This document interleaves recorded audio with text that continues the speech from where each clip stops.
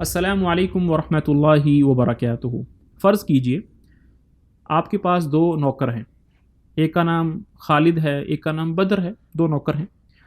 خالد جو ہے وہ بڑا منجا ہوا پرانا نوکر ہے، شہر کے تمام راستے اس کو معلوم ہے، شارٹ کٹ چیزیں بھی اس کو معلوم ہیں، کون سی چیز کہاں ملنی ہے اس کو اچھی طریقے سے معلوم ہے۔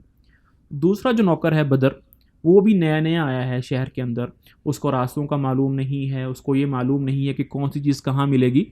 تو سوچئے کہ ایک رات آپ کو کوئی ایمرجنسی پڑ گئی، آپ نے کوئی چیز منگوانی ہے، تو آپ خالد اور بدر میں سے کس کو بھیجنے میں زیادہ اطمینان اور عافیت محسوس کریں گے؟ ظاہری بات ہے اسی کو بھیجیں گے جس کو راستے معلوم ہیں، جو جلدی سے جائے گا اور چیزیں لے کر آ جائے گا، کیونکہ دوسرا نوکر تو بھی نیا ہے، اس لیے آپ اس کو بھیجنے میں تھوڑا تردد محسوس کریں گے۔ یہ مثال سمجھانی ہے میں نے آپ کو آپ صلی اللہ علیہ وسلم کی سنت دعاؤں اور مجرب وظیفوں کے اندر۔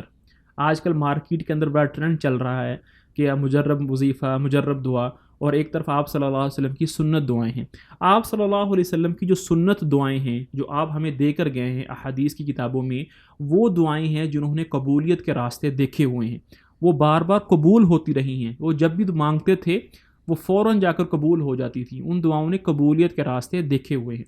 دوسری طرف میرے اور آپ کے مجرب وظیفے ہیں، جو میں نے خود سے اپنی فصاحت سے، اپنی بلاغت سے، اپنے ذہن سے، سوچ سے بنائے ہیں۔ وہ اردو میں ہیں، وہ فارسی میں ہیں، وہ پنجابی میں ہیں، وہ اپنی اپنی مادری زبان میں ہیں۔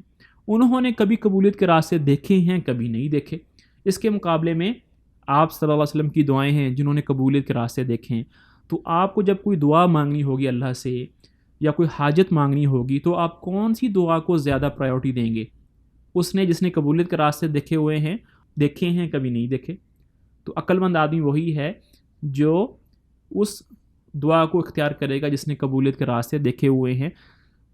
اسی طرح اس آدمی کی طرح جس کو رات میں کوئی ایمرجنسی ہو گئی، تو اس نے اس نوکر کو بھیجا جس نے شہر کے سارے راستے دیکھے ہیں، اور اس نوکر کو نہیں بھیجا جو بھی نیا نیا ہے۔